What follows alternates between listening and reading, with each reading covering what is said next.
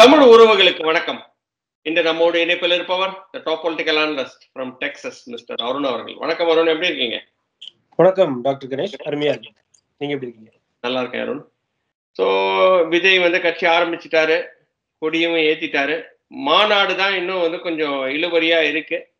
நிறைய கொஸ்டின்ஸ் கேட்டிருக்கிறதாவும் சொல்றாங்க. திமுக அதை தடுக்க பாக்குறாங்க அப்படின்ற மாதிரியும் சொல்றாங்க. எனக்கு அது நம்பிக்கை இல்லை. ஏன்னா தடுக்க அவர் வளர்ந்துட்டு தான் இருப்பாரு. பட் இருந்தாலும் இப்போதைக்கு கூட்டணி அதுதான் ரொம்ப முக்கியமா இருக்கு. திமுக சைடுல கூட்டணி, அவங்க பலமே அந்த கூட்டணி தான் இல்லையா? விசிக பிளஸ் காங்கிரஸ் பிளஸ் திமுக. இந்த சைடுல கூட்டணி எதுவுமே கணக்குகள் சரியா வர மாட்டேங்குது அப்படின்ற மாதிரிதான் இருக்கு. நீங்க எப்படி பாக்குறீங்க இந்த கூட்டணி கணக்குகளை? இந்த கூட்டணி கணக்குகள் பொறுத்த வரைக்கும் நீங்க பாத்தீங்கன்னா, இப்போ நீங்க திமுகல இருக்கிற கூட்டணி கட்சிகளோட தலைவர்கள் அண்மையில என்னென்ன கருத்து சொல்லியிருக்காங்க, என்னென்ன இஷ்யூல என்னென்ன கருத்து சொல்லியிருக்காங்க, நீங்க தெளிவா எடுத்து பார்த்தாலும் இந்த கூட்டணி கலைய வாய்ப்பு இல்லைங்கிறது நம்ம உறுதிப்படுத்திடலாம். அவங்களுக்கு எப்ப ஒரு தோல்வி கிடைக்குதோ அது வரைக்கும் அவங்க இந்த கூட்டணியை கண்டினியூ பண்றதுதான் அவங்களுக்கு லாபகரமா இருக்கும். அரசியல் தலைவர்கள் அவங்களுக்கு லாபம் தானே பார்ப்பாங்க.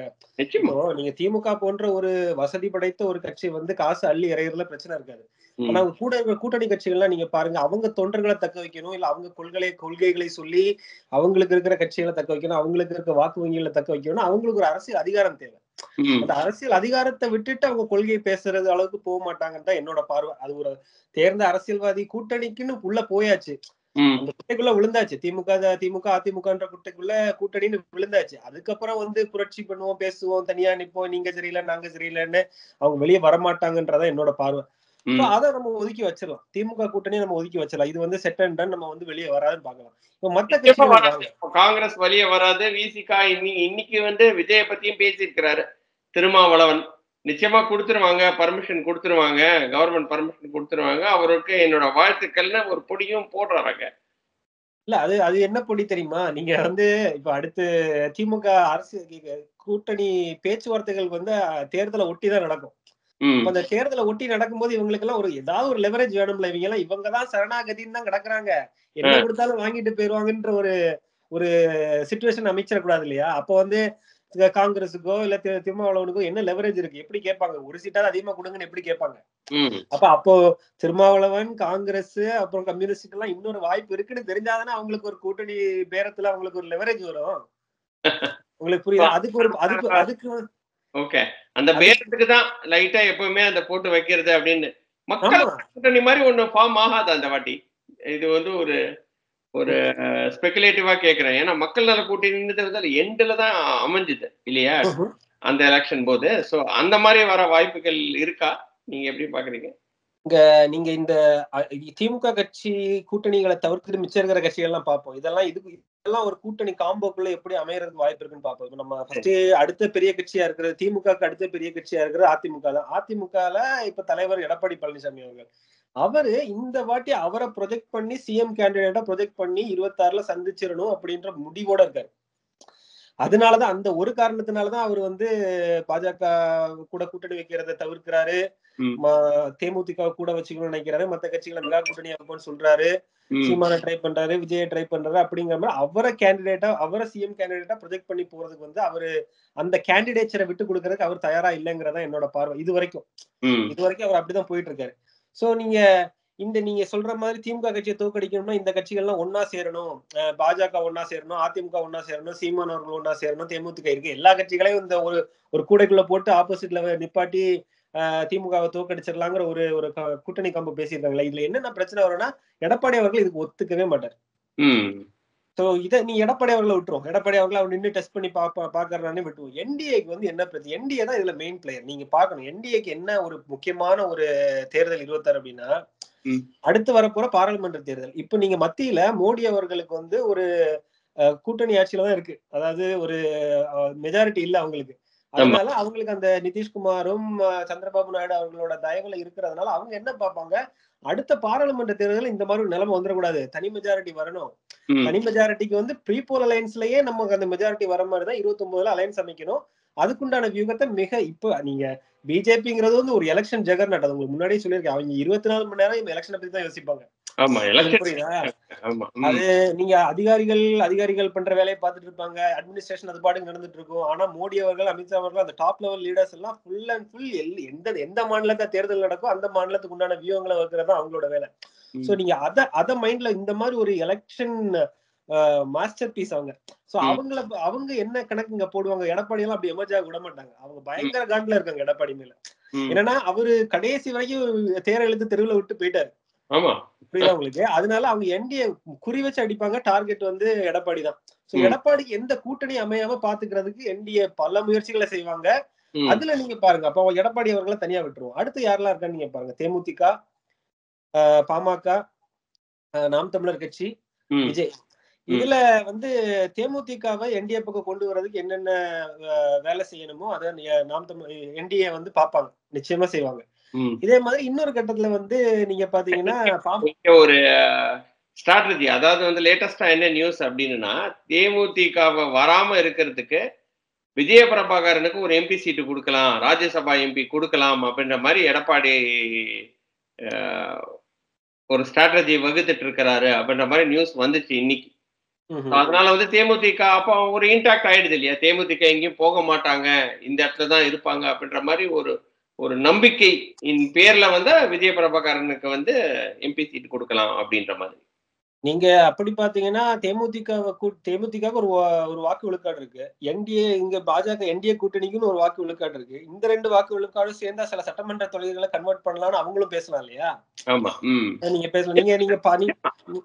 நீங்க பாராளுமன்ற தேர்தலை வச்சு நீங்க பாக்குறீங்க. பாராளுமன்ற தேர்தல் எடுத்த வாக்கு விழுக்காட நீங்க பூத் வைஸா சட்டமன்றத்துக்கு பிரிச்சீங்கன்னு வைங்களேன், அப்ப நீங்க பாத்துடலாம் நீங்க தேமுதிகவும் என்டிஏவும் சேர்ந்தா எங்கெங்க வாய்ப்பு இருக்கு.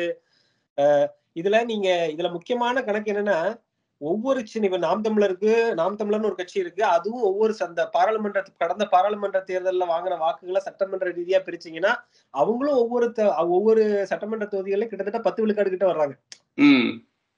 5ல இருந்து 15 விழுக்காடுக்குள்ள அவங்களுக்கு வந்து ஒவ்வொரு சட்டமன்ற தொகுதியிலையும் இருக்கு. பூத் வைஸ் அனலிசிஸ் வந்து இப்போ ஒரு நிறுவனம் எடுத்து போட்டிருக்காங்க, ரெட்டிகள்னு ஒரு நிறுவனம் எடுத்து நீங்க 24 பாராளுமன்ற தேர்தல்ல எடுத்த வாக்குகளை பூத் வைஸா பிரிச்சு ஒவ்வொரு சட்டமன்ற தேர்தலையும் பூத் வைஸா பிரிக்கிறதுல உங்களுக்கு மைன்யூட்டா சில விஷயங்கள் தெரியும். எந்த கம்யூனிட்டி போடுறாங்கன்னு கண்டுபிடிச்சிடலாம். அதுல அந்த ரெட்டிகள் நிறுவனம் வந்து கரெக்டா எந்த கம்யூனிட்டி போடுறாங்கன்ற வரைக்கும் எடுத்து இவங்கதான் போடுறாங்க. இது வரைக்கும் சீமானுக்கு போடாம இருக்கிறவங்க எல்லாம் இனிமே போடுறதுக்கு தயாரா இருக்காங்கன்றது வேற வெளியே வந்துருச்சு. அதாவது அவங்க மேல மோடிய, இப்போ நீங்க கன்னியாகுமரி மாவட்டம் எடுத்துட்டீங்கன்னா மேல மோடியை விரும்புறாங்க. அடுத்து கீழே வந்துட்டு ராகுல் காந்தியை விரும்புறாங்க. அதனாலதான் அவங்களுக்கு போட்டாங்க. புரியுதா உங்களுக்கு? ராகுல் காந்திக்கு போட்டாங்க. ஆனா வந்து அவங்க ஏதோ ஒரு பாசத்துல வந்து சீமானையும் விரும்புறதா ஒரு விஷயம் வெளியே வருது. அடுத்தது கன்னியாகுமரி மாவட்டத்துல வாக்கு எழும்புறதுன்னா அவர் யாருனால எழும்புங்கிறத நீங்க யூகிச்சிடலாம். உங்களுக்கு அது எதனாலும் நீங்க யூகிச்சிடலாம். அந்த வட்டாரங்கள்ல வந்து சீமானுக்கு வாக்களிக்கிறதுக்கு தயாரா இருக்கிற மாதிரி ஒரு இது வருது, ஒரு செய்தி வருது. அதே மாதிரி நீங்க இந்த என்டிஏ சொல்றேன் இல்லையா, இந்த என்டிஏ மட்டும் தனியா நின்று சட்டமன்ற தொகுதிகளை கன்வெர்ட் பண்ண முடியாது. அது அவங்களுக்கு தெரிஞ்சிருச்சு. பாராளுமன்ற தேர்தல் ரிசல்ட் எடுத்து பார்த்து அதை வந்து சட்டமன்ற ரீதியா பிரேக் டவுன் பண்ணி பார்த்தா என்டிஏ தனியா நின்று சீட் கன்வெர்ட் பண்ண வாய்ப்பு இல்லை. ஆனா என்டிஏ கூட இன்னும் வேற ஏதாவது கட்சிகள், நாம் தமிழர் கட்சியோ தேமுதிகவோ அந்த மாதிரி கட்சிகளை உள்ள கொண்டு வந்தா சட்டமன்ற சீட்டுகளை கன்வெர்ட் பண்றதுக்கு வாய்ப்பு இருக்கிற மாதிரி ஒரு அனாலிசிஸ் இருக்கு. அப்படி ஒரு அனாலிசிஸ் போயிட்டு இருக்கு. அதுதான் ஒரு ஸ்ட்ராட்டஜி. நீங்க பாத்தீங்கன்னா தெரியும். இப்ப நீங்க பொது ஊடகங்கள்ல வந்து பேசிக்கிட்டு இருக்காங்க, 1-to-1 சொல்றாங்க, எதிராக இன்னொரு கூட்டணி அமைச்சிடலாம்னு சொல்றாங்க, எடப்பாடி தான் ஹார்டர் நட் டு கிராக்னு சொல்றாங்க. எடப்பாடியும் ஜாயின் பண்ணிட்டாருன்னா வாஷ் அவுட் பண்ணிடலாம், டிஎம்கே வாஷ் அவுட் பண்ணலாம். எடப்பாடி வந்து ஒத்துக்க மாட்டாருங்கிறதுல நான் உறுதியா இருக்கேன். ஆமா, எல்லாருமே சேர்ந்தா யாரு சிஎம் கேண்டிடேட்ன்றது ஒரு ப்ராப்ளம் வரும் இல்லையா? யாரு சிஎம் கேண்டிடேட், யாருக்கு வந்து எந்த மாதிரி கூட்டணி ஆட்சி அப்படின்னா யாருக்கு எந்த மாதிரி இதுல சிஎம் கேண்டிடேட்ஸ்க்கு போட்டி இருக்கிறது வந்து மெயினான போட்டி யாராருக்கு வரும் அப்படின்னா, நீங்க இந்த சொல்ற மாதிரி இந்த இருக்கிற மத்த எல்லா கட்சிகளையும் ஒரே கூட்டணியில போட்டீங்கன்னா இதுல யாராருக்கு சிஎம் கேண்டிடேட் பிரச்சனை வரும்னா ஒன்லி எடப்பாடி அண்ட் சீமானுக்கு மட்டும்தான் வரும். அண்ணாமலை வந்து சென்ட்ரல் பார்ட்டி, அவருக்கு வந்து முக்கியம் வந்து அவங்க நீங்க மோடி சொன்னா கேட்கணும். அண்ணாமலை நீங்க இந்த விட்டுருங்க. அண்ணாமலை இளைஞர் தானே, அவருக்கு இன்னும் அடுத்து 36ல கூட அவர் சிஎம் நின்று ப்ரொஜெக்ட் ஆகி வந்துடலாம். எடப்பாடி உள்ள வரதா இருந்தா அவர் முதல்ல கேக்குறதே வந்து அண்ணாமலை நீங்க வெளியே அமிச்சாதான் வந்து அப்ப Annamalai will be naturally washed out. நீங்க சொல்ற மாதிரி ஒரு கணக்கை எடுத்துக்கிட்டோம் அப்படின்னா. அதனால நீங்க எடப்பாடி தனியா வச்சிருங்க. எடப்பாடி இந்த கூட்டணியில வளர மாட்டார். எடப்பாடி இல்லாம என்டிஏ ஒரு கூட்டணி அமைக்க முயற்சி பண்ணிக்கிட்டு இருக்காங்க. அதான் நம்ம போன பேட்டிலே உங்கள்ட்ட சொன்னேன். என்டிஏ தான் இங்க பெரிய பிளேயரா இருக்க போறாங்க 26ல. அவங்க பல மூவ்ஸ் பண்ணிட்டு இருக்கதா செய்தி வருது.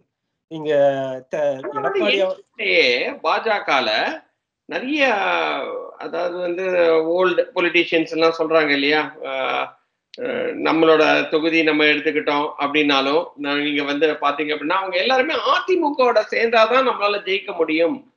பொன்னாரா இருக்கட்டும், இல்லைன்னா தமிழிசையா இருக்கட்டும், நயினாரா இருக்கட்டும், எல்லாருமே வந்து என்னப்பா நம்ம தனியா நின்று எவ்வளவு நாள் தான் இப்படியே போராடிட்டே இருக்கிறது, அதிமுக இல்லைன்னா முடியாது அப்படின்ற ஒரு ஒரு ஆசை இருக்காதா? எவ்வளவு நாள் தான் இப்படியே எதிர்கட்சியாவே இருக்கிறது அப்படின்ற ஒரு நீங்க மாநில தலைவர்கள்லாம் ஆசைப்பட்டு பிரயோஜனம் இல்ல, மத்தியில நினைக்கணும்ல.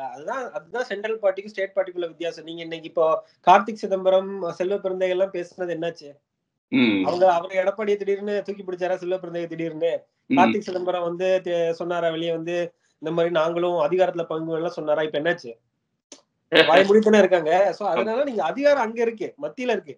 அதுதான் என்டிஏக்கும் அதுதான். நீங்க வந்து பாஜக இருக்கிற தலைவர்கள் தன் பதவி, அதாவது எம்எல்ஏ சீட்டு கன்வெர்ட் ஆயிடலாம் அந்த மாதிரி நினைச்சு எடப்பாடி கூட கூட்டணி வைக்கணும்னு நினைச்சாங்கன்னா அது வந்து மத்தியில இருக்கிற தலைவர்களுக்கு அது சுத்தமா அந்த எண்ணம் இல்ல.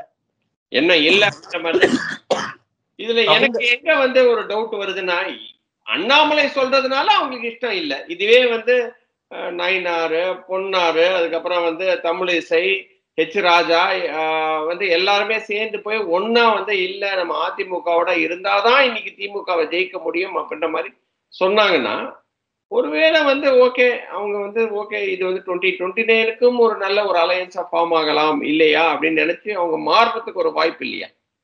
நீங்க இங்க கொஞ்சம் மிஸ்கால்குலேட் பண்றீங்களோ எனக்கு தோணுது. என்டிஏக்கு எதிரி இந்த கட்டத்துல திமுக இல்ல. சரி, இந்த கட்டத்துல எதிரி வந்து திமுக எவ்வளவு பெரிய பொசிஷன்ல இருக்காங்கன்னு என்டிஏக்கு தெரியும். நீங்க 26ல பாருங்க. 26ல இந்த மாதிரி எதிர்கூட்டணிகள் எல்லாம் பிரிஞ்சு இருக்கும் போது திமுக போன வாட்டி 5 விழுக்காடு தானே வித்தியாசத்துல வந்தாங்க.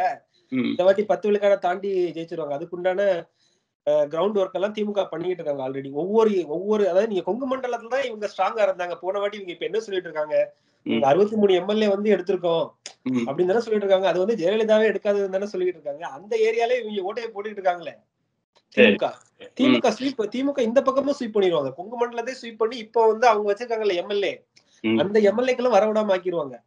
உங்களுக்கு புரியுதா? அதனால வந்து அதிமுக பாஜக கூட்டணிய வந்து உடைச்சது வந்து பாஜக இல்ல, அண்ணாமலை இல்ல, எடப்பாடி தான். ஓகே, என்னதான் தொங்குனாலும் எடப்பாடி கூட்டணி வரமாட்டாரு. அவர் என்ன அந்த 13 விழுக்காடு ஒத்த மூலக்காரங்க செயல்படுறாங்கல்ல, அவங்களுக்காக அவர் வெயிட் பண்ணிட்டு இருக்காரு. அதனாலதான் அவர் எஸ்டிபிஐ கட்சிக்கு கொடுத்தது. நீங்க பாஜக கூட கூட்டணி சேரணும்னா எஸ்டிபிஐ கூட்டி உள்ள வைப்பாரு அவரு இல்ல. நிச்சயமா அது வந்து அந்த ஒரு ஃபேக்டர் நீங்க மறந்துடுறீங்க. அப்ப அந்த கட்சியை கூட்டணியில வச்சுட்டு எப்படி அவங்க பாஜக கூட்டணியில சேர்க்க முடியும்? அது பாஜக வேண்டான்னு தான் எடப்பாடி நினைக்கிறாரு. அதிமுக வேணும்னு நிச்சயமாக என்டிஏ நினைக்குது. ஆனா என்டிஏவோட டேர்ம்ஸ்க்கு வரணும்னு நினைக்குது. நீங்க பாஜகவை எடப்பாடியை ப்ரொஜெக்ட் பண்றதுக்கு அவங்களுக்கு விருப்பம் இல்ல. இதுல இன்னொரு மாஸ்டர் பிளான் வேற நீங்க நான் சொன்ன ஒரு அதிரடியான மாற்றங்கள் அதிமுகக்குள்ள நடக்கலாம் அப்படின்னு சொன்னல. அதிமுகக்குள்ள பாஜக கூட்டணியை விரும்புற ஆட்கள் இருக்காங்க. கன்னியாகுமரி மாவட்டத்துல இருக்காங்க, வேலுமணி இருக்காரு, மேல இப்போ நீங்க செங்கோட்டையன் அவங்க எல்லாம் போய் பேசினாங்கன்னு வந்துருச்சு. அந்த 6 பெரிய தலைகள் வந்துட்டாங்களா? நீங்க இது போக போக பாருங்க. இந்த மாதிரி இவரு எடப்பாடி போற பாதை சரியில்லைன்னு சொன்ன உடனே இவங்க என்னன்னா எடப்பாடி தலைமைக்கு ஆபத்து வர்ற மாதிரி ஒரு ரிபல்லியன் வந்தாலும் வரலாம். அது ஒரு இக்கனாதான் வரலாம். அதாவது அதுக்கு தயாராயிட்டாங்க, உள்ள கட்சிக்காரங்க தயாராயிட்டாங்க, பாஜக சப்போர்ட்ல தயாராயிட்டாங்க அப்படின்னா அது கூட வரதுக்கு வாய்ப்பு இருக்கு. எடப்பாடிய வந்து தலைமை பதவியில இருந்து நீக்கிறதுக்கு உண்டான மூவ்ஸ் கூட அதிமுக உள்ளே வரலாம். அப்படி வந்துருச்சுன்னா அந்த கூட்டணி வந்து வேற ஏதாவது ஒரு தலைமையில, அப்படின்னா சிஎம் கேண்டிடேட் பிரச்சனை எல்லாம் வராது. என்டிஏ சொல்றவங்க தான் சிஎம் கேண்டிடேட். உங்களுக்கு ஆமா அப்படி போயிடுச்சு. எடப்பாடியை தூக்கிட்டாங்க அப்படின்னா நீங்க சொல்ற மாதிரி சீமான் கூட சிஎம் கேண்டிடேட்டா வரலாம். ஏன் இருக்க முடியாது? NDA, Seeman, AIADMK with Seeman as CM. அதான் நீங்க இந்த வந்துட்டு விஜய் கூட வரலாம். விஜய் வந்து துணை முதலமைச்சரா இருக்கலாம். இல்லாட்டினா மாறி மாறி நீ 2 வருஷம் நீங்க, நான் 2 வருஷம் நாங்க அப்படின்ற மாதிரி கூட எவ்வளவு ஸ்டேட்ஸ்ல நடக்குது. மகாராஷ்டிரால நடந்தது, பீகார்ல நடந்தது. சோ அந்த மாதிரி கூட பிரிச்சுக்கிட்டு போலாமே இல்லையா? நான் கேள்விப்பட்ட வரைக்கும் விஜய இன்வைட் பண்றதுக்கு என்டிஏ தயாரா இல்ல. விஜய் அவங்க இன்வைட் பண்றதுக்கு NDA தயாரால. ஓகே. ஆமா விஜய் வந்து என்னன்னா விஜய் நின்னு பலத்தை காமிக்கட்டும், ம். அவர் பலத்தை காமிச்சதுக்கு அப்புறம் அவரை பாத்துக்கலாம் அப்படிங்கிற மாதிரி தான் இருக்காங்க. ம். வந்தா வேணாம் சொல்ல மாட்டாங்க. ஆனா அவர் கேட்கிற சீட் அந்த மாதிரி நான் சீஃப் மினிஸ்டர் கேண்டிடேட் இல்ல துணை முதல்வர் பதவி அந்த மாதிரி எல்லாம் ஒத்துக்க மாட்டாங்க. ஏன்னா அதை விட பெரிய ஜாம்பவான்கள்லாம் என்டிஏக்குள்ள ஆல்ரெடி இருக்காங்களே. சோ சரி. அதனால வந்து விஜய் புதுசா வர்ற ஒரு பிளேயரை வந்து அந்த அளவுக்கு அவங்க என்டர்டெயின் பண்ணுவாங்கன்னு எனக்கு தோணல. ம். அரசியல் கட்சிகள் அந்த மாதிரி தான் பார்ப்பாங்க. ஏன்னா அவங்க லாபத்தை தானே பார்ப்பாங்க. சும்மா இருக்கிற ஒருத்தர் சினிமா பிரபலத்தை கூப்பிட்டு அவங்களுக்கு ஒரு 50-60 சீட்னு கொடுக்கறதுக்கு இந்த கட்சிகளை விரும்பாதுங்கிறதா என்னோட பார்வை. ம். இந்த இடத்துல நீங்க கரெக்டா ஒரு பாயிண்ட்டுக்கு வந்தீங்க. எடப்பாடி அவர்கள் தலைமையை தூக்கிட்டு அதிமுகவை என்டிஏ கூட்டணிக்குள்ள சேர்க்கறதுக்கு ஒரு மூவ், அது ஒரு ஸ்ட்ராட்டஜி. ம். இன்னொரு வியூகம் என்னன்னா நீங்க சொன்ன மாதிரி சீமான் அவர்களை ப்ரொஜெக்ட் பண்ணி என்டிஏ பின்னாடி சீமான் அவர்கள் என்ன சொல்றாரு, அவருக்கு என்ன பிரச்சனை, அவர் வந்து என் தலைமை ஏத்துட்டு யார் வந்தாலும் நான் சேர்த்துக்க தயாரா இருக்கேன்னு அவர் சொன்னாரு. ஆமா. நீங்க இன்னொரு கட்சி கூட தான் போய் நான் கூட்டணி சேர மாட்டேன், என் தலைமையை ஏத்துக்கிட்டு நீங்க யார் வந்தாலும் நான் சேர்த்துக்கிறேன்ட்டாரு. அப்படி சீமான் சார் நீங்க சரி எடப்பாடி ஐசோலேட் பண்ணணும், அவரு தான் நான் சொன்ன மாதிரி என்டிஏக்கு எடப்பாடி தான் டார்கெட், திமுக இல்ல. மறுபடியும் அந்த இடத்துல நீங்க நிறைய பேர் மிஸ்கால்குலேட் பண்றாங்க பொதுவா. சோ இந்த இடத்துல அவங்க அந்த எதிர்கட்சியா வந்து உட்கார்ந்துடணும், எதிர்கட்சி எம்எல்ஏ ஒரு கணிசமான இது போய் சட்டமன்ற தேர்தலில் என்டிஏ கூட்டணி வந்து எதிர்கட்சியா உட்கார்ந்துடணுங்கிறது அவங்களோட வியூகம். உங்களுக்கு புரியுதா? சோ அதுக்கு உண்டான கூட்டணி அமைப்புகளை அவங்க அமைப்பாங்க. அதுக்கு வந்து ஒரு பக்கம் சீமான் பக்கம் மூவ் நடக்குது, இன்னொரு பக்கம் அதிமுகல எடப்பாடி அவர்களை ஓவர் த்ரோ பண்றதுக்கு ஒரு மூவ் நடக்குது. இந்த மாதிரி 2-3 வியூகங்கள் போயிட்டு இருக்கு. சரியா? இதுல வந்து என்னன்னா நீங்க அப்படி வந்தாங்கன்னா என்டிஏ வந்து இந்தியா கூட்டணி ஆளுங்கட்சி, என்டிஏ கூட்டணி எதிர்கட்சின்னு வந்து உட்கார்ந்துரும். அதுக்குதான் வேலை நடக்குது. என்டிஏ தான் இங்க மெயின் பிளேயர், பாஜக தான் மெயின் பிளேயர். பாஜக தான் சுத்தி தான் வந்து இந்த என்டையர் பாலிடிக்ஸே நடந்துட்டு இருக்கு அப்படின்ற மாதிரி நீங்க வந்து சொல்றீங்க. பட் பாஜகவோட தலைவர் அண்ணாமலை வந்து இப்போ லண்டன்ல இருக்கிறாரு. அவருக்கு இது தெரியுமா? இல்லைன்னா வந்து அவர் தான் இந்த ஸ்ட்ராட்டஜி எல்லாம் வந்து அங்கே இருந்து வந்து சொல்லிட்டு இருக்காரா, சாட்டையை சொல்ற மாதிரி? பாஜகவோட ஸ்ட்ராட்டஜிக்கு அண்ணாமலைக்கு என்ன சம்பந்தம்? பாஜகவோட ஸ்ட்ராட்டஜிக்கு ஆர்எஸ்எஸ்க்கு சம்பந்தம் இருக்கு, பாஜகவோட ஸ்ட்ராட்டஜிக்கு மோடிக்கு சம்பந்தம் இருக்கு, அமித்ஷாக்கு சம்பந்தம் இருக்கு. அப்போ அண்ணாமலையை வந்து கம்ப்ளீட்டா நிராகரிச்சிடுறீங்களே, அப்படி பண்ணுவாங்க. இல்ல நான் சொல்றது உங்களுக்கு புரியல. அண்ணாமலை வந்து he is a leader in Tamil Nadu for பாஜக. அதுக்கு ஒரு அசெட், அவரு அதுக்கு எந்த ஒரு மாற்று கருத்து எனக்கு கிடையாது. அண்ணாமலையை வந்து நான் குறைச்சு மதிப்பிடுறேன் நீங்க நினைக்காதீங்க. ஸ்ட்ராட்டஜி பாஜக கட்சிக்கு உண்டான ஸ்ட்ராட்டஜி, என்டிஏ கூட்டணிக்கு உண்டான ஸ்ட்ராட்டஜி வகுக்கிறது அண்ணாமலை கிடையாது. ஓகே. அண்ணாமலை வந்து சொல்றாங்களோ அதை எக்ஸிக்யூட் பண்றாரு. எக்ஸிகியூஷன் கரெக்ட், எக்ஸிகியூஷனை கரெக்டா பண்றது. அந்த எக்ஸிகியூஷனை வந்து அடிச்சு விளையாடுறதுக்கு தான் இங்க ஆள் இல்லாம இருந்தாங்க. அதாவது பாஜக ஒரு பிளான், நீங்க சொன்னீங்க இல்லையா பாஜக இருக்க மத்த தலைவர்கள் எல்லாம் அதிமுக விரும்புறாங்கன்னு, அந்த மாதிரி விரும்புற தலைவர்கள் எப்படி திராவிட கட்சியில அடிப்பாங்க? அதுக்குதான் இங்க ஆள் இல்லாம இருந்தது. உங்களுக்கு அடிச்சு விளையாடுறதுக்கு ஆள் இல்லாம இருந்தது. அண்ணாமலை வந்து வசமா கிடைச்சாரு பாஜக கட்சிக்கு. அவரை வச்சு முட்டி தள்ளுறாங்க ரெண்டு கட்சிகளையும், அதிமுக திமுக கட்சிகளும், ரெண்டு கட்சிகளும். அதுல எடப்பாடி எல்லாம் ரொம்ப அடி வாங்குறாரு அண்ணாமலைட்ட டைரக்டா. அவங்க நீங்க யோசிச்சு பாருங்க, அந்த கொங்கு வேளாளர் கம்யூனிட்டிக்குள்ளே கொண்டு ஒரு தலைவரை இன்னொரு தலைவரை ப்ரொஜெக்ட் பண்ணி கொண்டு வரதுக்கான காரணம் உங்களுக்கு புரியலையா? டு ஓவர்த்ரோ எடப்பாடி. இங்க கொங்கு மண்டலத்தில் இருக்கக்கூடிய இண்டஸ்ட்ரியலிஸ்ட், பிசினஸ் மேனு, வளர்ந்து வரக்கூடிய இளம் தலைமுறைகள் எல்லாம் வந்து கைக்குள்ள கொண்டு வரதுக்கு வளர்த்தெடுக்கப்பட்டவர் தான் அண்ணாமலை. இதுதான் என்டிஏவோட லாங் டர்ம் ஸ்ட்ராட்டஜி. என்டிஏ அதே மாதிரி இவருக்கு ஏன் கொடுத்தாங்க, நம்ம எல்முருகன், அவரும் அந்த மண்டலத்தை சார்ந்தவர் தான், பட்டியலினத்தை சார்ந்தவர் அவரு. அப்போ அந்த பட்டியலினத்தை சார்ந்தவர், அது போக இவங்க பிசில இருக்கக்கூடிய கொங்கு வேளாளர் கவுண்டர், இவங்க எல்லாம் எஃப்சில இருக்காங்கன்னு நினைக்கிறேன், எஃப்சியா பிசியா சரியா தெரியல. சோ அவங்களை ப்ரொஜெக்ட் பண்ணி கொண்டு வராங்கன்னா அவங்கதான் அங்க மெயின் கம்யூனிட்டி. ரெண்டு பேரும் அந்த வாக்கு வங்கியை பிரிச்சு எடுத்துட்டோம்னு வச்சுக்கோங்க, அந்த ஏரியாலாம் இவங்க வளர்ந்துடலாம். கோயம்புத்தூர் ஆல்ரெடி பிஜேபிக்கு வந்து ஸ்ட்ராங்கான ஏரியா. இதுதான் அவங்க வியூகம். நீங்க இந்த வந்து எனக்கு ஒரு டவுட் என்ன வருதுன்னா, நிச்சயமா நீங்க சொல்றது வந்து எனக்கு புரியுது. இப்ப அதிமுகவையும் உள்ள இழுக்கணும், எடப்பாடி வெளியே அனுப்பிச்சணும்னு அவங்க ஒரு ஸ்ட்ராட்டஜி வகுக்கலாம். பட் இருந்தாலும் அதிமுக அவ்வளவு பெரிய ஒரு லூஸான ஒரு கட்சியா அப்படின்னு நம்ம வந்து ஒரு கேள்வி இருக்குல்ல. லூஸ்ன்னு நான் சொல்றது என்ன அப்படின்னா வந்து ஒரு ரொம்ப இன்டாக்டா இருக்காங்க. இன்னைக்கு எடப்பாடியோட லீடர்ஷிப்பை வந்து மதிச்சு எல்லாருமே கட்டுக்கோப்பா இயங்குற மாதிரி தானே இப்ப இயங்கிட்டு இருக்காங்க. ஒருவேளை அதுவே வந்து ஒரு பிம்பம் தான் அப்படின்ற மாதிரி தான் நீங்க பாக்குறீங்களா? உள்ளுக்குள்ள நிறைய பிரச்சனைகள் இருக்கு. நீங்க சொன்ன மாதிரி அந்த 5 குழுவா 6 பேர் கொண்ட குழு வந்து ஒரு பிரச்சனை பண்ணுவாங்க. இன்னும் கொஞ்ச நாள்ல 2025ல அது ஸ்டார்ட் ஆகும் அப்படின்ற மாதிரி பாக்குறீங்களா? இங்க 5 குழு மட்டும் இல்ல, வெளியே இருக்காங்க பாருங்க. இப்போ இவரு நீங்க ஓபிஎஸ் வெளியே அனுப்புனதுக்கு அப்புறம் எந்த அளவுக்கு கட்சி ஓட்டு பாதிச்சிருக்குன்னு பாருங்க. நம்ம கண்ணு முன்னால் நடந்த விஷயத்தை பத்தி பேசுவோம், உள்ளுக்குள்ள இருந்து நமக்கு வந்து ரொம்ப கான்ஃபிடன்ஸ் இன்ஃபர்மேஷன் எல்லாம் வராது, அதை விட்டுருவோம். சரியா? நமக்கு வெளியே தெரிஞ்ச ஒரு 6 பேர் போய் பேசியிருக்காங்க, அதிருப்தியில இருக்காங்கன்றது ஒரு நீர்பூத்த நெருப்பா நமக்கு இருக்கு. ஒரு ரிபல் வருமா இல்லையாங்கிறதெல்லாம் நம்ம வரும்போது பேசிக்கலாம். ஆனா நடந்ததை வச்சு பேசுவோம். 24 தேர்தல்ல என்னாச்சு? ஒரு 13 விழுக்காடு வாக்கு போச்சா அதிமுகக்கு? 13 விழுக்காடு வாக்குகள் 7 தொகுதியில வந்து நாடாளுமன்ற தொகுதி 7 நாடாளுமன்ற தொகுதியில வந்து 3வது பொசிஷனுக்கு வேற போயிட்டாங்க. அந்த நீங்க பொதுவா 7 நாடாளுமன்ற தொகுதின்னு பார்க்க கூடாது. எந்த மண்டலத்துலன்னு பார்க்கணும். அப்பன்னா உங்களுக்கு புரியும். அப்ப அந்த அந்த இடத்துல இருக்க மக்களோட உணர்வுனாலதான் அந்த வாக்கு போயிருக்குன்னு வருமா? அந்த அந்த உணர்வை சரி செய்யறதுக்கு 26க்குள்ள அவர் என்ன செஞ்சிட போறாரு? என்ன செஞ்சிட முடியும்? எனக்கு தெரிஞ்சு எதுவும் பண்ண முடியாது அப்படின்ற மாதிரிதான். ஏன்னா வந்து அது வந்து தென் தமிழகத்துல நிறைய அடிபட்டிருக்காங்க. அதாவது சென்னை மாதிரி இருக்கிற தொகுதியிலையும் நிறைய அடிபட்டிருக்காங்க. கொஞ்சம் கொங்குல ஓரளவுக்கு கொஞ்சம் ஸ்டாண்ட் ஆஃப் பண்ணியிருக்கிறாங்க. ஏன்னா வந்து வன்னியர் ஓட்டுகள் இருந்ததுனால, கொங்கு வேளாளர் ஓட்டு இருந்ததுனால கொஞ்சம் ஸ்டாண்ட் ஆஃப் பண்ணியிருக்காங்க.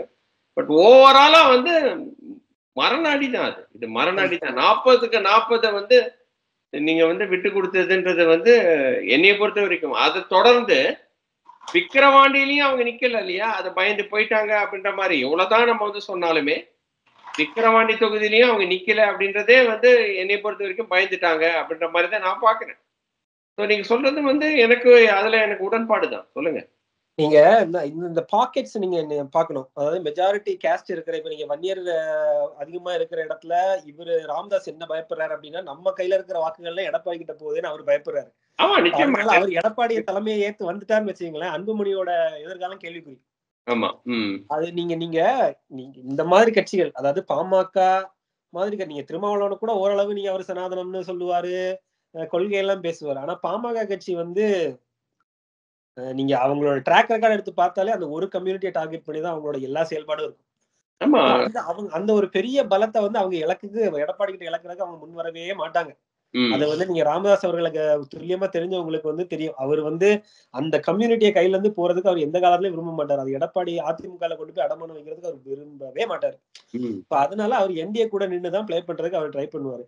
அதே மாதிரி ஆனா பார்கெனிங்காக என்டிஏல பார்கெனிங் பண்றதுக்காக எடப்பாடியை வந்து ஊர்கா மாதிரி தொட்டு பறந்து திருமாவளவன் விஜயை தொட்டுக்கிறார் இல்லையா?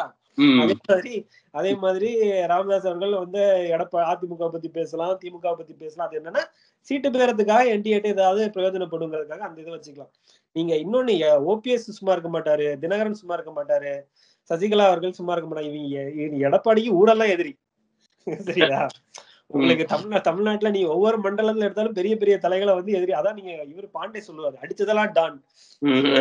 அவரு என்ன கணக்குல அடிச்சாருன்னா நீங்க ஆனா எடப்பாடிக்கு இதனால பெரிய சேதம் கிடையாது. அவரு முதலமைச்சரா இருந்து பார்க்க வேண்டியதெல்லாம் பார்த்தாச்சு. He has power, he has wealth.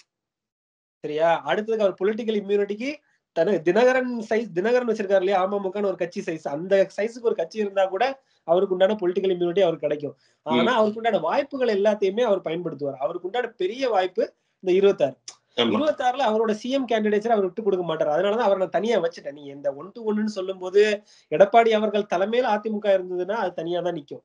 இல்ல எடப்பாடி ஓவர் த்ரோ பண்ற அளவுக்கு வருவாங்களா செங்கோட்டையனோ இல்ல வந்து கீழே இருக்கிற நம்ம கன்னியாகுமரி மாவட்டத்துல இருக்கவங்களோ இவங்க எல்லாம் வருவாங்களா, வேலுமணி எல்லாம் வருவாங்களா, பாஜக பின்புலத்துல வருவாங்களா, நம்ம பொறுத்திருந்து பார்ப்போம். அதை நம்ம ஸ்பெகுலேட் பண்ண தேவையில்லை. இப்ப நம்ம பேசிட்டோம்னா அதிமுக ஆதரவாளர்கள் சொல்லுவாங்க நீங்க எடப்பாடி அண்டர் எஸ்டிமேட் பண்றீங்க, அவர் அப்படி பண்ணிடுவா இப்படி பண்ணுவாங்க. எனக்கு நான் எடப்பாடி அண்டர் எஸ்டிமேட் பண்றதுக்கு எனக்கு விருப்பமே கிடையாது. ஏன்னா அவர் இது வரைக்கும் நிறைய மேஜிக் ஒர்க் அவுட் பண்ணிருக்காருன்னு எனக்கு தெரியும். நம்மளே பார்த்திருக்கோம், பொது வழியா நான் உங்கள்கிட்ட சொல்லியிருக்கேன். சோ அதனால என்டிஏ தான் இங்க வந்து அந்த கூட்டணியை எப்படி கணிசமா அமைக்க போறாங்க, இவங்க சீமான் என்ன நெகோசியேட் பண்ண போறாங்க, விஜய் என்ன நெகோசியேட் பண்ண போறாங்க, தேமுதிக உள்ள கொண்டு வர முடியுமா அப்படிங்கறதுனால பல பெர்முடேஷன்ஸ் அண்ட் காம்பினேஷன்ஸ் இருக்கு. இந்த அதிமுக எடப்பாடி தலைமையிலான அதிமுகவை தள்ளி வச்சு இந்த ஒரு கூட்டணி ஃபார்ம் ஆச்சு மும்முனை போட்டி ஆயிரும். இந்த மும்முனை போட்டியில என்ன ஆகும் அப்படின்னா அதிமுகவை வந்து வலுவிளக்க வைக்கிறதுக்கு திமுகவும் என்டிஏ 2 பேருமே இருக்காங்களா? இதுல என்னன்னா நீங்க கணிசமா திமுக அடிச்சிருவாங்க, கணிசமா அடிச்சிருவாங்க. ஆனா நீங்க யோசிக்கணும், இந்த மும்முனை போட்டின்னு சொன்னாலே திமுக எகெயின்ஸ்டா இருக்கிறது தானே இந்த 2 கட்சிகளும். அப்படிதான் நான் பார்க்கிறேன். ஆமா, திமுகக்கு எதிரா 2 வலுவான கட்சிகள் அப்படின்னு ஓட்டு வந்து கணிசமா பிரியும். ஆனா கணிசமா பிரியும் போது பாக்கெட்ஸ்ல ஏடிஎம்கே வீக்கா இருக்கு. நீங்க சவுத்ல அடிச்சு எடுத்துடலாம், கொஞ்சம் தொகுதிகளை என்டிஏ அடிச்சு எடுத்துடலாம். நீங்க சட்டமன்ற தேர்தல்ல எதிர்கட்சியா இருக்கணும்னா 10 சட்டமன்ற தேர்தல் எடுத்தாலும் நீங்க தான் எதிர்கட்சி. உங்களுக்கு புரியுதா நான் சொல்றது? நீங்க கொங்கு மண்டலத்துல அடிச்சிருவாங்க, இவர செந்தில் பாலாஜி வச்சு அடிச்சிருவாங்க. யார? செந்தில் பாலாஜி அண்ட் அண்ணாமலை 2 பேருமே அடிப்பாங்க எடப்பாடிய. அப்ப அந்த இடத்துல சீட்டு கன்வெர்ட் ஆகிறதுக்கு அதிமுக சான்ஸ் ரொம்ப கம்மி. சவுத்துல பிஜேபி ஸ்ட்ராங். நீங்க உள்ளுக்குள்ள சவுத்துல பிஜேபி ஸ்ட்ராங். அப்போ நீங்க சீமான் அவர்கள் சவுத்துல எப்படி வராரு, என்ன கணக்குல அவருக்கு வாக்கு வர முடியும் அப்படிங்கறத நான் உங்களுக்கு சொல்றேன். அதே மாதிரி ஏன்னா அங்க பட்டியல் ஜாஸ்தி. நீங்க தேவேந்திர குல வேளாளர்களுக்கும் பறையருக்கு உண்டான இஷ்யூ அவர் எடுத்துட்டாரு. ஏன்னு உங்களுக்கு புரியுதா? அந்த இட ஒதுக்கீடுக்கு உண்டான இஷ்யூ ஏன் எடுக்கிறான்னு உங்களுக்கு புரியுதா? கொங்கு மண்டலத்திலேயோ வட மாவட்டங்கள்ல விக்கிரவாண்டி ஒரு பாடம், ஈரோடு கிழக்கு ஒரு பாடம். நீங்க என்னதான் எண்ணெயை ஒட்டிட்டு உருண்டாலும் அந்த இடத்துல உங்களுக்கு ஒட்டவே ஒட்டாது. சரியா? சீமான் கான்சென்ட்ரேட் பண்ண வேண்டிய இடம் வந்து upper south and deep south. நீங்க நார்த்லயும் மேற்கு மண்டலத்தையும் விட்டுட்டு இந்த பக்கம் வந்துடணும், சவுத்துக்கு வந்துடணும். சவுத்துக்கு வரும்போது சவுத்துல வேற யாரெல்லாம் வாக்கு வந்து வச்சிருக்காங்கன்னு பாக்கணும். அந்த வாக்கு எல்லாம் ஒண்ணு சேர்ந்தாதான் நீங்க மினிமம் ஒரு நீங்க திமுக எவ்வளவு வேணா எடுத்துட்டு போட்டு 200 கூட எடுத்துட்டு போட்டு மிச்சம் ஒரு 25 இருக்குல்ல, அந்த கன்வெர்ட் பண்ண கூட நீங்க தான் எதிர்கட்சி. சரியா? இந்த மாதிரி இருந்துச்சுன்னா எல்லா அதுல இருக்கிற எல்லா கட்சிகளுக்குமே ஒரு கணக்கு சட்டமன்ற தேர்தலுக்குள்ள சட்டமன்றத்துக்குள்ள ஒரு கணக்கு தொடர்றதுங்கிறதுக்கு வாய்ப்பு 26ல வந்துடும் எல்லா கட்சிகளுக்கும். அதிமுகவுக்கு வராது. ஏன்னா அதிமுகவை வந்து வீக்கன் பண்றது இவங்க 2 பேருமே பெரிய கூட்டணி, திமுக கூட்டணி, என்டிஏ கூட்டணி. உங்களுக்கு புரியுதா? இதுதான் கணக்கு. இப்படிதான் மூவ் ஆயிட்டு இருக்கிற மாதிரி ஒரு ட்ரெண்ட் போயிட்டு இருக்கு. இப்படிதான் நான் பாக்க. இப்படி ஒரு கணக்கு அமைஞ்சால் இதுல யார் மட்டும் இறங்கி வரணும்? சீமான் கண்ணசைவுக்காக தான் காத்திருக்காங்க. இறங்கி வரணும். அதே மாதிரி வந்து நீங்க சொல்ற மாதிரி அதிமுகவை தனியா நிக்கிறதுக்கு ஒரு என்ன பண்ண இல்ல, அதிமுக உள்ள கொண்டு வருது, அதுவும் வந்து ரொம்ப முக்கியப்படுது இல்லையா? ஏன்னா உள்ள கொண்டு வந்தாங்க அப்படின்னா it will be major hit for DMK. இப்போ அதிமுக வெளியே வைக்கிறாங்கன்னா திமுக ஈஸியா வின் பண்ணிடும். சோ நீங்க சொல்ற மாதிரி அந்த என்டிஏ வந்து என்ன மாதிரி ஸ்ட்ராட்டஜி பண்றாங்க, நீங்க சொல்ற மாதிரி எடப்பாடியை வந்து என்ன பண்ண முடியும் அப்படின்றத வந்து அவங்க போட்டு பார்ப்பாங்க அப்படின்ற மாதிரி தான். ஓகே, அது நீங்க கரெக்டா வந்துட்டீங்க. ரெண்டு சான்ஸ் தான். ஒன்னு over throw, DMK over throw பண்ணணும்னு நினைச்சாங்கன்னா எடப்பாடி இறங்கி வந்தாகணும். எடப்பாடி இறங்கி வரல அப்படின்னா டிஎம்கே ஆட்சியில இருக்கும், எதிர்கட்சியே என்டிஏ வந்து உட்காந்துரும். நீங்க பாத்துக்கிட்டே இருக்கு. ஓகே, வாவ், ஓகே, பயங்கரமான ஒரு ஸ்ட்ராட்டஜி தான் இது இல்லையா? At the end of the day. ஆனா அதுக்கு எடப்பாடி என்ன பண்ண போறாரு அப்படின்றதும் வந்து இருக்கு. ஏன்னா நான் சொன்ன மாதிரி தேமுதிகவை அவங்க பக்கத்துல இழுத்து வைக்கிறதுக்கு இன்னைக்கு எம்பி சீட் வந்து இவருக்கு கொடுக்குறாங்க. ராஜ்யசபா எம்பி எங்க இருக்கிறாரு விஜய பிரபாகரன், அவரோட குரல் வந்து ஒலிக்கட்டும், நாடாளுமன்றத்துல ஒலிக்கட்டும்னு சொல்லிட்டு அவங்க பக்கத்துல இழுக்கிறாரு. ஒருவேளை ஓபிஎஸ் அதிமுகவோட சேர்க்கலாம், ஒருவேளை வந்து ஜஸ்ட் இன் கேஸ். நான் இதெல்லாம் வந்து எகெயின்ஸ்டா சொல்றேன். அதே மாதிரி அமமுகவை சரி வெளியிலேருந்து நில்லுங்கன்னு கூட கொண்டு வரலாம். அதே மாதிரி வந்து பாட்டாளி மக்கள் கட்சியை வந்து எப்படியாவது இழுத்துட்டு வர முடியுமான்னு பார்க்கலாம். இப்படியெல்லாம் வந்து அவரும் போட்டு பார்ப்பார் இல்லையா? அவரும் வந்து களத்தை விளையாட ட்ரை பண்ணுவார் இல்லையா? ஒருவேளை ஹூனோஸ் விஜயை கூட வந்து கூட்டு வந்து உங்களுக்கு துணை முதலமைச்சர் தரேன்னு கூட சொல்லலாம். ஸோ இஃப்ஸ் அண்ட் பட்ஸ் நிறைய இருக்கு. அதாவது வந்து டைனமிக்ஸ் வந்து நிச்சயமா everyday is going to change. But நீங்க சொல்றது ஃபார்மிடபிள். நீங்க சொல்றது, நான் சொல்றது வந்து வெரி ஸ்பெகுலேட்டிவ் அப்படின்ற மாதிரி தான் நான் பாக்குறேன். ஆமா, ஏன்னா எடப்பாடி அவர்களை நம்புறதுக்கு நீங்க ஓபிஎஸ் அந்த தினகரன் எல்லாம் பண்ண பாட்டுக்கு எடப்பாடிய முதலமைச்சர் ஆக்கி விடுறதுக்கு அவங்க முன்வருவாங்களான்னு தெரியல. மக்கள் பார்வைக்கே விட்டுரும். நீங்க எடப்பாடி என்னதான் இறங்கி வந்தாலும் இவங்களை வந்து நீங்க சசிகலாவுக்கு பண்ணீங்க, சசிகலா அவர்கள், தினகரன் அவர்கள், ஓபிஎஸ் அவர்கள் எல்லாம் அந்த அவங்க எல்லாம் வந்து அதிமுகன்ற சென்டிமெண்ட்டுக்குள்ள வந்துட்டாங்கன்னு வச்சுக்கீங்களேன், அது ஒர்க் அவுட் ஆகிறதுக்கு வாய்ப்பு இருக்கு. ரெட்டையில அதிமுகன்ற சென்டிமெண்ட்டுக்குள்ள வந்துட்டாங்கன்னா ஒர்க் அவுட் ஆகிறது ஓரளவு வாய்ப்பு இருக்காது. நான் சொல்றது மிக மிக கம்மி. ஆனா அப்படி வந்தாலும் நீங்க என்டிஏ பார்த்துட்டு சும்மாலாம் இருக்க மாட்டாங்க. என்டிஏ நீங்க பாஜக வந்து இப்ப நீங்க ஓபிஎஸ் அவர்கள் திருப்பி நான் உள்ள போறேன், அதிமுக உள்ள போறேன்னா அவங்க உங்களை ஒன்னைய காப்பாத்தி வைக்கிறதானே நாங்க யோன்னு சொல்ற கலோக்கியெல்லாம் சொல்றேன். பட் அவங்க வந்து என்னன்னா அவங்க அவருக்கு ஒரு மரியாதை கொடுத்து அவரை எப்படியா, ஏன்னா இவரை நம்பி நின்னவங்க, பாஜகவை நம்பி நின்னவர் இவரு ஓபிஎஸ், அவரை கைவிட்டுற மாட்டாங்க. அவரும் திருப்பி போய் சேர்ந்துட்டாருன்னா இவரும் நம்பிக்கை துரோகி ஆயிடுவாரு. இவங்க இருக்கிற பிடிநிலையை விட்டு கொடுத்துட்டு போவாருன்னு எனக்கு தோணல. அதே மாதிரி எடப்பாடி அவர்கள் ஓபிஎஸ் திருப்பி இவ்வளவு இன்டர்னல் பாலிடிக்ஸ் பண்ணி இவ்வளவு நசைகள் இவ்வளவு பிரச்சனைகள் பண்ணது காரணமே ஓபிஎஸ் வெளியே அனுப்புறது தானே. இதெல்லாம் பண்ணதுக்கு அப்புறம் திருப்பி உள்ள விட்டு என்ன பிரயோஜனம்? அப்ப he is undoing his internal politics for the last 4-5 years. வேற வழி இப்படிதான் இல்லை அப்படின்ற அது ஒரு காலம் இது ஒரு காலம் எப்பவுமே நான் சொல்றது மாதிரிதான். ஒரு அந்த நேரத்துக்கு அது சரியா இருந்துச்சு, இந்த நேரத்துக்கு இது சரியா இருக்கிற மாதிரி தான்.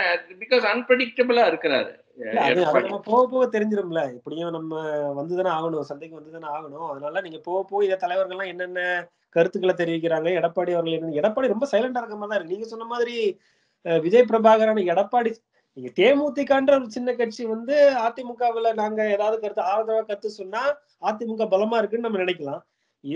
அதிமுகன்ற மாரி ஒரு பெரிய கட்சியில இருந்து நாங்க பாஜக இவரு பிரபாகரன வந்து நாங்க எம்பி ஆக்க போறோம் அப்படின்னு சொல்லும்போது, யாரு பலவீனமா இருக்காங்கன்னு உங்களுக்கு புரியலையா? நிச்சயமா அதுல டவுட்டே கிடையாது. பட் இருந்தாலும் வந்து இதுல வந்து ஒரு ஒரு என்டிஏக்கு நம்ம விட்டு கொடுத்துடக் கூடாதுன்றதுல வந்து அவர் கொஞ்சம் ஒரு ஸ்ட்ராங்கா இருக்கிற மாதிரி ஒரு ஒரு நியூஸ் வருது. நம்ம வந்து ம். தேமுதிகவை நமக்கு விட்டு கொடுத்துட்டோம் அப்படின்னா, யாரும் கூட்டணி அப்படின்னா திரும்பி பார்த்தா யாருமே இல்லையே உங்களுக்கு. தேமுதிக தானே ஓரளவுக்கு சொல்ற அளவுக்காவது இருந்துச்சு. ஆமா. So, அதனாலதான் அவரு போயிடக்கூடாதுங்கிறதெல்லாம் தக்க வைக்கிறதுக்காக தான் நீங்க சொல்ற மாரி இந்த ராஜ்யசபா சீட்லாம் பேசுறாரு. பட் நான் என்ன நினைக்கிறேன் அப்படின்னா, நீங்க எடப்பாடி அவர்கள அலைன்ஸ் அமைக்க விடாம இருக்கிறது தான் என்டிஏவோட மெயின் வேலை இந்த இடத்துல. சோ ம். விஜய் போய் நின்னா கூட அத கட் பண்ணி விடுறதுக்கு உண்டான வேலைகள தான் இவங்க பார்ப்பாங்க. என்டிஏ பார்க்கும். அதுக்குண்டான சாமர்த்தியம், திறமை, பண வசதி, அதிகாரம் எல்லாமே இருக்குல்ல அங்க. ம். நீங்க அது மாநில அரசாங்க கிடையாது. என்டிஏ நினைச்சிட்டாங்க அப்படின்னா, என்னைய பொறுத்த வரைக்கும் எடப்பாடிய தூக்கி போடுறதுன்றதெல்லாம் அவங்களுக்கு வந்து ரொம்ப ஒரு பெரிய கஷ்டமான ஒரு வேலை கிடையாது அப்படின்ற ஒரு இன்டர்னல் கொண்டு வர்றது எவ்வளவு பெரிய அவங்களுக்கு என்ன டிஃபிகல்ட்டா? நிச்சயமா. ம். வேலுமணிய நீங்க வந்து சிஎம் ஆகுறதுக்கு நான் உங்கள அனுப்பி விடுறது. வேலுமணிய கூப்பிடுங்க அப்படின்னா, அவரு ஓடி வந்துருவாரு.